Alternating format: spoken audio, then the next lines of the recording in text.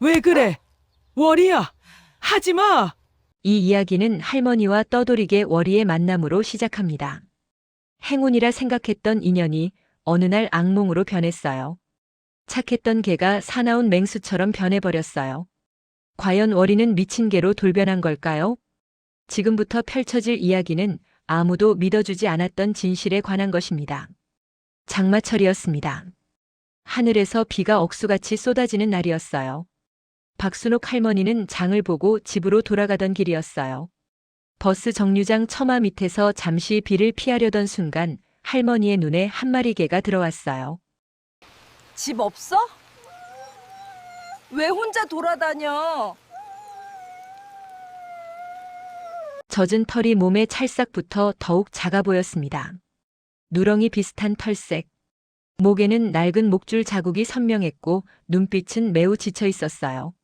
마치 오랜 시간 무언가를 기다려온 듯한 그런 슬픈 눈빛이었어요. 할머니가 주위를 천천히 둘러봤어요. 주인으로 보이는 사람은 아무도 없었어요. 할머니는 한참을 망설였어요. 하지만 그 슬픈 눈빛을 보고 있자니 그냥 지나칠 수가 없었죠.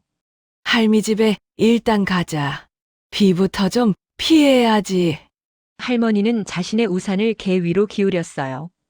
개는 천천히 일어났어요. 비에 젖은 발걸음이 무거워 보였지만 개는 멈추지 않고 할머니를 따라왔어요. 낡은 시골집 마당에 도착했을 때 할머니는 헌 수건을 꺼내 개의 젖은 털을 정성껏 닦아주었어요. 개는 가만히 있었어요. 마치 오랜만에 느껴보는 따뜻함에 감사하다는 듯이. 너는 오늘부터 월이라고 부를 거야. 할머니는 혼자 살았어요. 남편은 10년 전에 세상을 떠났고 자식들은 모두 서울에 있었어요. 명절에나 한 번씩 얼굴 보는 게 전부였어요. 넓은 시골집에서 혼자 지내는 시간이 많이 외로웠죠. 하지만 월이가 온 후로 달라졌어요. 월이는 할머니에게 정말 좋은 친구가 되었어요. 아침에 일어나면 월이가 꼬리를 흔들며 할머니를 맞아주었어요. 산책을 나가면 월이는 할머니 옆에 딱 붙어서 걸었어요. 할머니가 멈추면 월이도 멈췄어요. 월이야, 너 참 영특하구나. 마을 사람들도 월이를 좋아했어요. 순옥 할매, 그게 참 순하네요. 착하기도 하지, 짖지도 않고. 할매, 좋은 친구 생기셨네요. 할머니는 월이를 만난 게 정말 큰 행운이라고 생각했어요. 그렇게 한 달이 흐르고 어느 날 월이가 이상해지기 시작했어요. 할머니가 평소처럼 일어나 부엌으로 가려던 순간 할머니는 걸음을 멈췄어요. 월이가 앞을 완전히 막아서 있었어요. 월이야, 비켜. 밥 해야지. 하지만 월이는 비키지 않았어요. 왜 그래 갑자기? 오히려 낮게 으르렁거리는 소리를 냈어요. 할머니가 다가가자 월이가 갑자기 할머니 얼굴에 코를 들이밀었어요. 특히 입 주변을 집중적으로 킁킁거렸어요. 마치 무언가를 찾으려는 듯한 행동이었어요. 할머니는 당황했어요. 손으로 월이를 살짝 밀어내려고 했지요. 그 순간이었어요.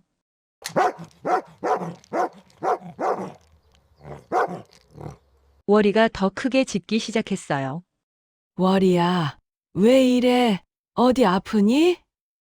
할머니는 걱정스러운 마음으로 월이를 살폈지만 월이는 겉보기엔 멀쩡해 보였어요. 그날은 그렇게 지나갔어요. 하지만 다음 날도 똑같았어요. 월이의 이상한 행동은 계속됐어요. 특히 아침에 식사 시간 전에 더 심했어요. 월이는 잘 놀다가도 갑자기 할머니에게 으르렁거렸어요. 할머니는 불안해지기 시작했어요. 내가 월이한테 잘못한 게 있나? 아니면 월이가 어디 아픈 건가?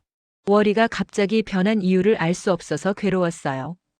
이웃집 할아버지가 집에 찾아왔어요.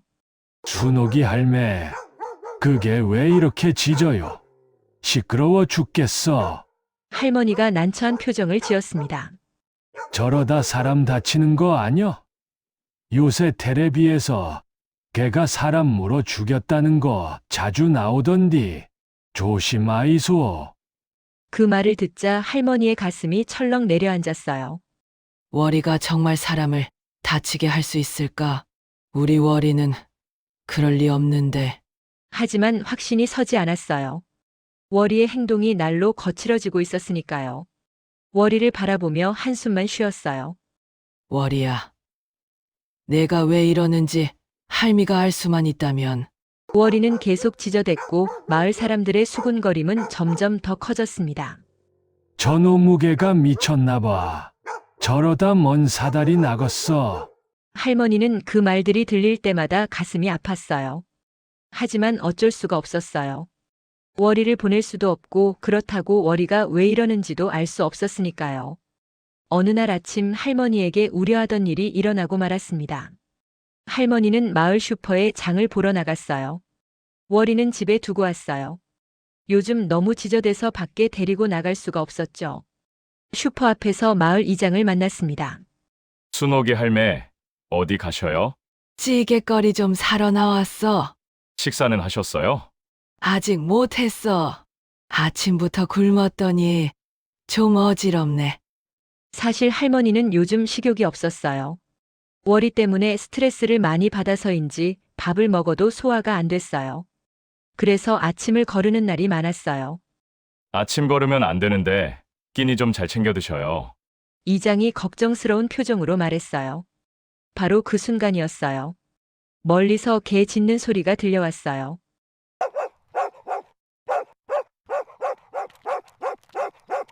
월이었어요. 월이가 집에서 뛰쳐나와 이쪽으로 달려오고 있었어요.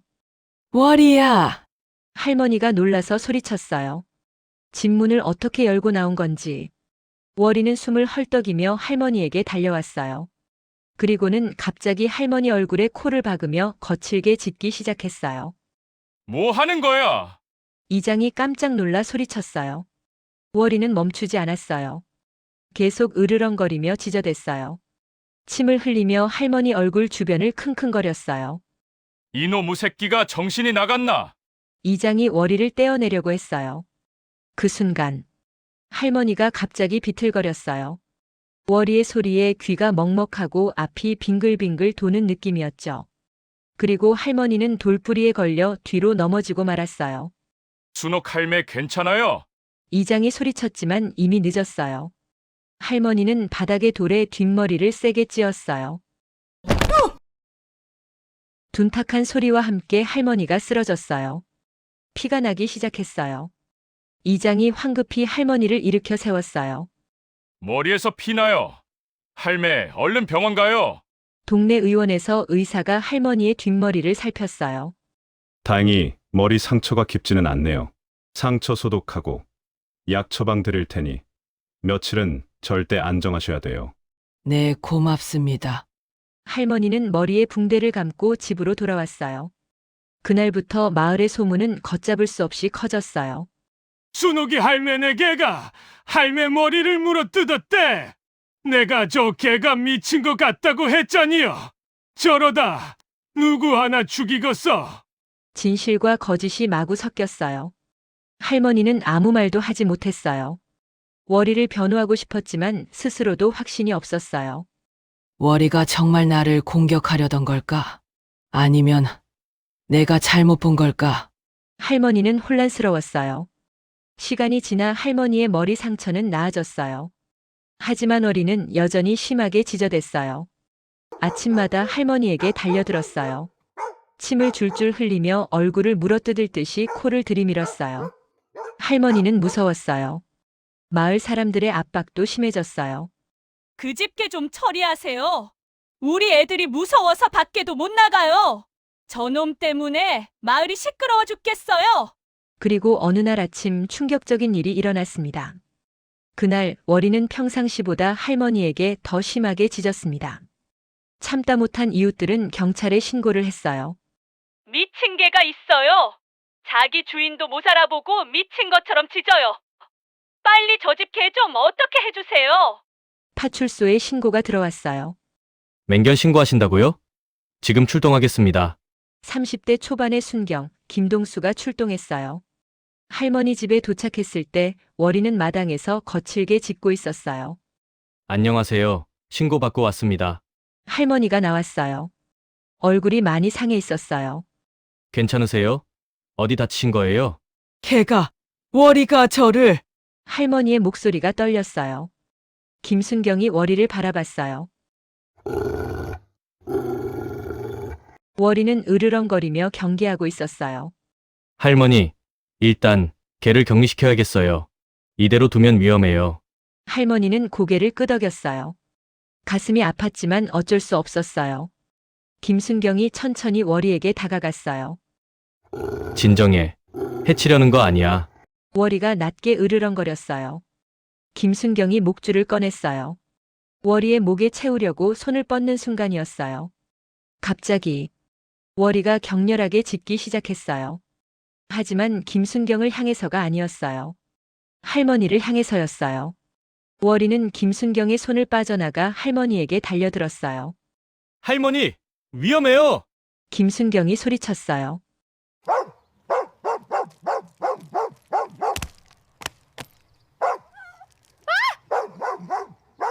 하지만 손쓰기에는 이미 늦었습니다. 나 좀 살려줘. 어지러워. 할머니가 갑자기 휘청거렸어요. 눈동자가 풀렸어요. 온 세상이 흔들렸어요. 할머니는 그대로 앞으로 쓰러졌어요. 월이가 쓰러진 할머니에게 달려들었어요. 몰려든 주민들이 비명을 질렀어요. 딱 저것 봐. 얼굴을 물어뜯으려고 해. 저게 진짜 미쳤어! 모두가 그렇게 생각했어요. 월이가 마침내 할머니를 공격하는 거라고. 하지만 예상 밖의 일이 일어났어요. 월이는 할머니를 물지 않았어요. 대신 할머니 입에 코를 박고 필사적으로 핥기 시작했어요. 동시에 끙끙거리며 울부짖었어요. 슬픈 소리였어요. 애절한 소리였어요. 마치 무언가를 간절히 호소하는 듯한 소리였어요. 김순경은 순간 직감했어요. 이건 할머니에 대한 공격이 아니란 것을요. 119요. 빨리 119 불러요. 김순경이 소리쳤어요. 재빨리 할머니에게 달려가 맥박을 확인했어요. 맥박이 약했어요. 의식이 없었어요. 할머니, 할머니. 아무리 불러도 대답이 없었어요. 5분 후 사이렌 소리와 함께 구급차가 도착했어요. 구급대원이 할머니의 상태를 확인했어요. 이분 저혈당 쇼크 온 것 같아요. 구급대원이 급하게 소리쳤어요. 혈당이 심하게 떨어졌어요. 늦으면 정말 위험해요. 재빨리 응급처치를 했어요. 포도당을 주사하고 산소 마스크를 씌웠습니다. 그리고 할머니를 들것에 싣고 구급차로 옮겼어요. 구급차가 사이렌을 울리며 떠났습니다. 월이는 그 자리에 주저앉았어요. 그리고 길게 슬프게 울부짖었어요.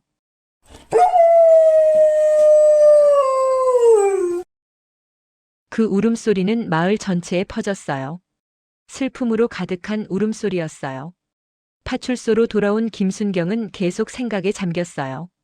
걔가 정말 할머니를 공격하려던 걸까? 아니야. 그게 아니었어. 그렇다면 왜 그렇게 짖었을까? 왜 할머니가 쓰러진 후에 그렇게 슬프게 울었을까? 뭔가 석연치 않았어요. 김순경은 파출소 자료실로 갔어요. 컴퓨터를 켜고 최근 유기견 관련 신고 기록을 찾아봤어요. 그때 파출소장 박상철이 들어왔어요. 동수야, 그게 어떻게 됐어? 일단 임시로 우리에 격리시켜놨어요. 그래? 그게 좀 보자. 박상철 소장이 우리로 갔어요. 월이를 본 순간 그의 표정이 굳었어요. 어? 이게 낯이 익은데 이 개를 아신다고요? 잠깐만. 박상철 소장이 황급히 캐비닛을 뒤졌어요. 먼지가 쌓인 예전 자료를 꺼냈습니다. 아, 여기 있네. 이게 맞지? 서류 틈에서 사진 한 장을 꺼냈어요. 월이었어요. 이 녀석 연마을 개였어. 이제 정확히 기억나.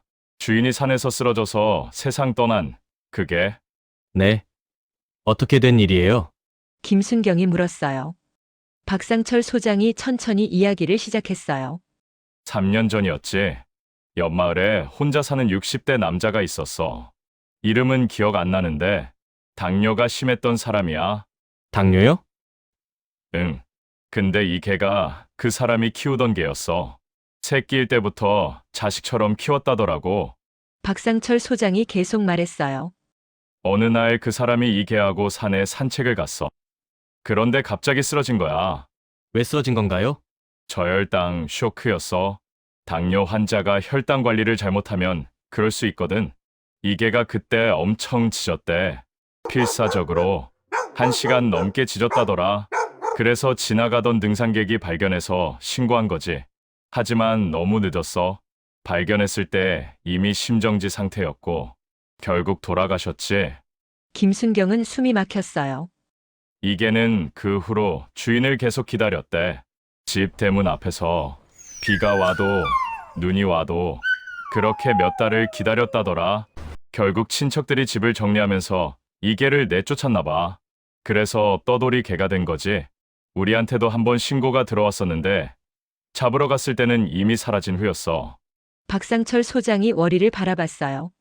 월이는 주인을 잃고 떠돌다가 비가 쏟아지던 그날 운명처럼 박순옥 할머니를 만난 거였죠. 김순경은 가슴이 먹먹해졌어요. 그렇다면 월이가 할머니한테 짖은 건 바로 갑자기 모든 게 연결됐어요.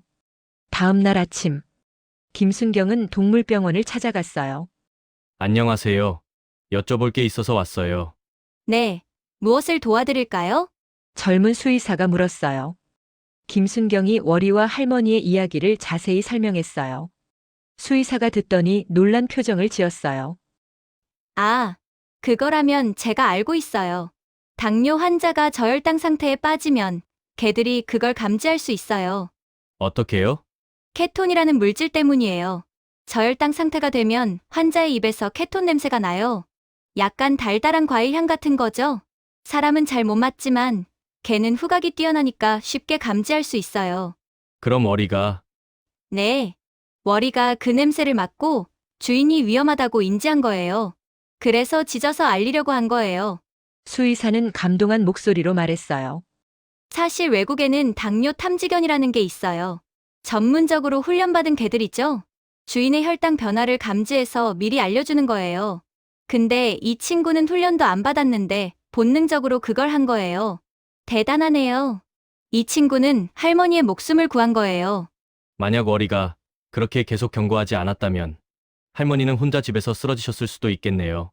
그렇게 되면 아무도 못 찾았겠죠? 김순경은 눈시울이 뜨거워졌어요.